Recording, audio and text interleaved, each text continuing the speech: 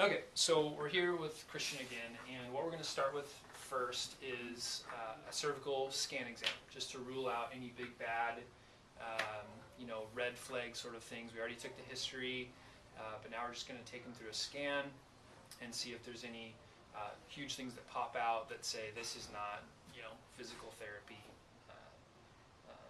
warranted. So first thing we'll have you do is let's have you just stand. And I'm going to take a look from the front, just a general, posturing, seeing if there's any notable atrophy, and there's not. Let's have you turn to the side, so face this way. Looking from the side, see if there's any atrophy in his scapular area or any sort of big shift of his neck over, base of support, and there's not. He doesn't have any substantial winging. Everything looks pretty symmetrical, so that looks good. Okay, now let's have you go ahead and take a seat on the table again. So now we're going to look at active range of motion. So let's have you bring your head down as far as you can go. Any change in your symptoms right there? I can feel it stretching. Okay, so I'm going to put my hand here and then give you a little bit of overpressure. Any difference there? Yeah, I feel more of a pull. Okay, don't let me push any further, so actually use your muscles and resist me. Good. Any change when you had to resist me? No. Okay, good. And then go ahead and look straight ahead again. Now look up at the ceiling. Any change there? No. Okay, I'll give you a little overpressure. Yeah, I can feel it down lower. Okay, like in your regular area? Mm-hmm. Okay, now tuck your chin a little bit. Don't let me lift up. Okay, anything there? I can feel it up here on that. Okay, so that's checking deep neck flexors, and sort of for a C1 palsy, you should never have a C1 palsy. That's a big red flag. But also, I had his cervical spine in some extension, the upper cervical spine, and that's just kind of a provocative position. He wasn't weak, so that's not a red flag. But he's probably just irritated based on the positioning there. Let's have you turn your head to the left. Okay, looking to see if he does any concurrent side bending that would rule in like an upper cervical or potentially upper thoracic issue. Any problem here? No, I can feel the strain. Okay, I'm going to give you a little overpressure. Any problems there? Yeah, I can just feel it up the left side. Okay, and then turn about halfway. Now don't let me turn you any more that way. So a little bit of resistance, how's that? Yeah, that was fine. Okay, turn face me. And a slight amount of side bending, not much. But put it in there. Okay, and then don't let me turn you anymore. Okay, that was okay? Yeah, that's fine. All right, good. So there could be something there in terms of a movement restriction, or a protective mechanism. Remember that pain is all about perceived threat, and it's the nervous system that is responsible 100% of the time for the increase in pain in our body.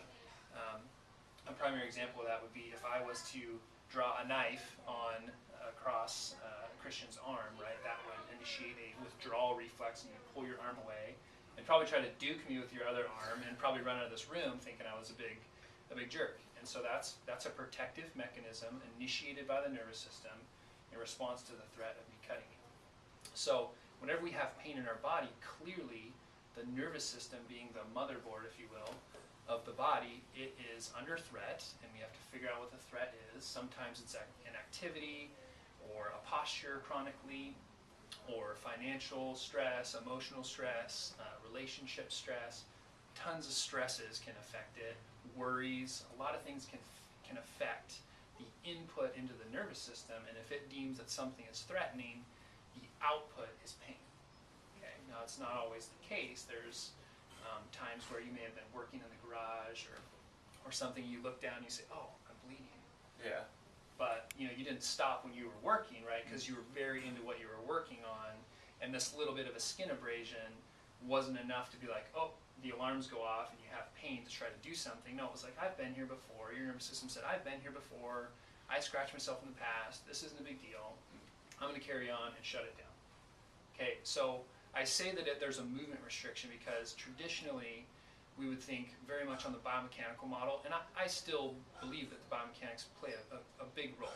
We would think that some joint is not closing down, some joint is not opening up. That's very much true. That's a movement restriction.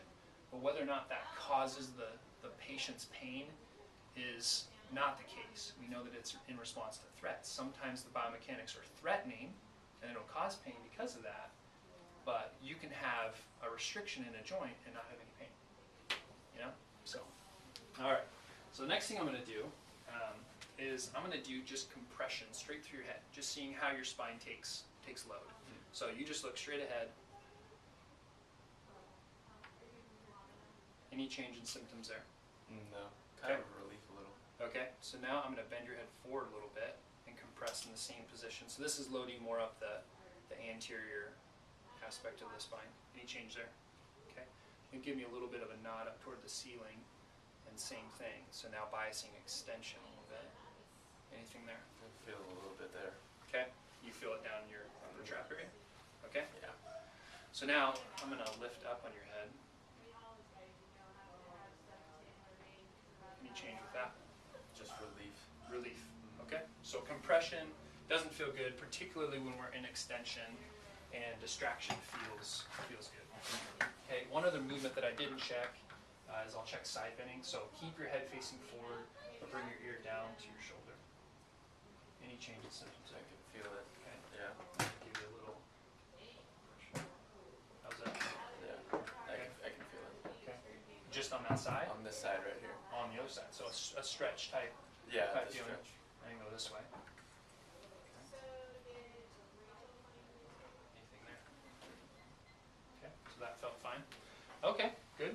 So next, I have grab a reflex hammer, hopefully. So set this back up here. So now I'm going to check reflexes, make sure the nervous system is functioning well. So we'll get a little biceps jerk, which is present. Okay, all that looks good. So we're looking for symmetry with reflexes and the fact that they're present, you know. Some people have a lot of tone and you'll get a big jerk.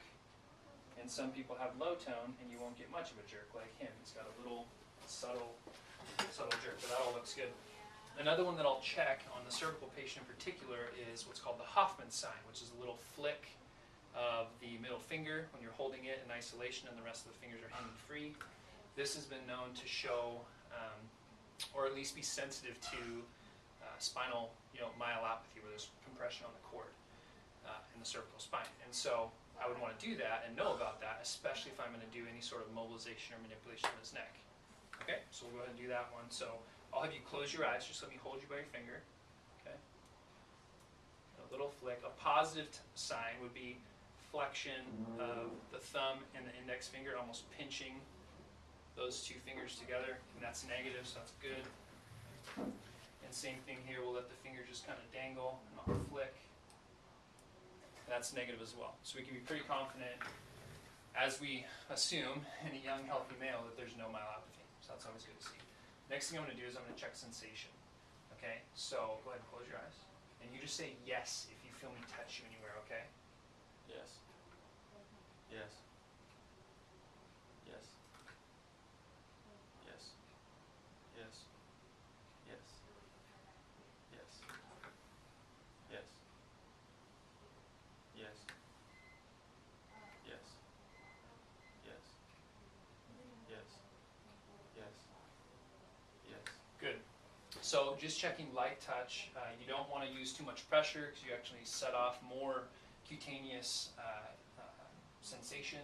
And you actually want to kind of stimulate a hair follicle if you can, because that's one of the most sensitive skin sensations we have when we feel a hair follicle, and that's kind of why we feel the wind blow by us, and that's why we can feel bugs land on us, because they set off that follicular sensation.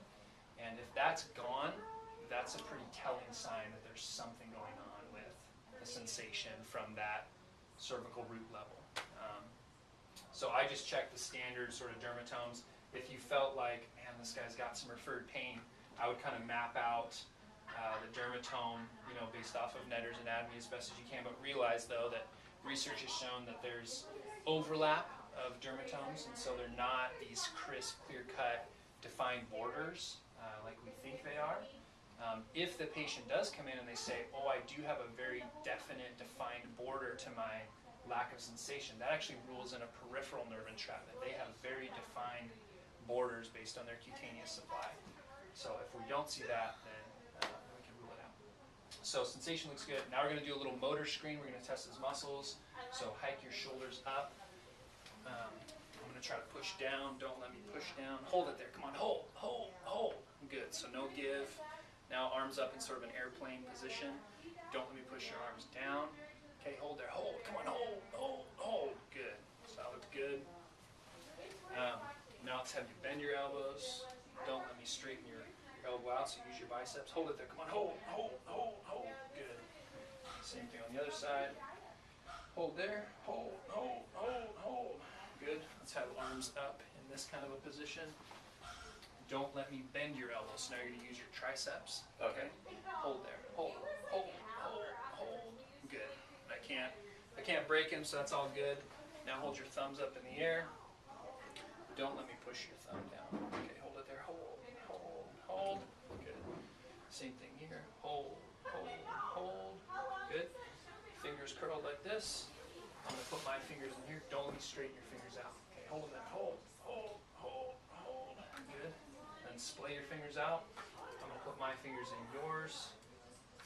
Don't let me pull my fingers out. Okay. Hold, hold, hold.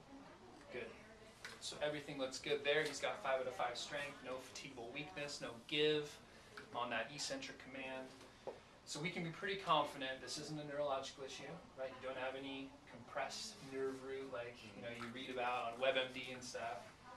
There's no peripheral entrapment. He doesn't have any paresthesias, no tingling and numbness. This seems to be, it could be joint related, right? There could be a biomechanical cause. It also could be that there's something in your day-to-day life. It could be the weightlifting and maybe the load you're using. Something is threatening the nervous system and causing this output of pain. And so the next thing that we're going to do is we're going to look at mobility of his neck. We're going to do some pivums and some pavums and see what the accessory mobility looks like there. I'll also check his upper cervical ligamentous stability and his upper cervical spine for movement using the flexion rotation test. And then hopefully by then we'll have enough information to go on and go ahead and treat.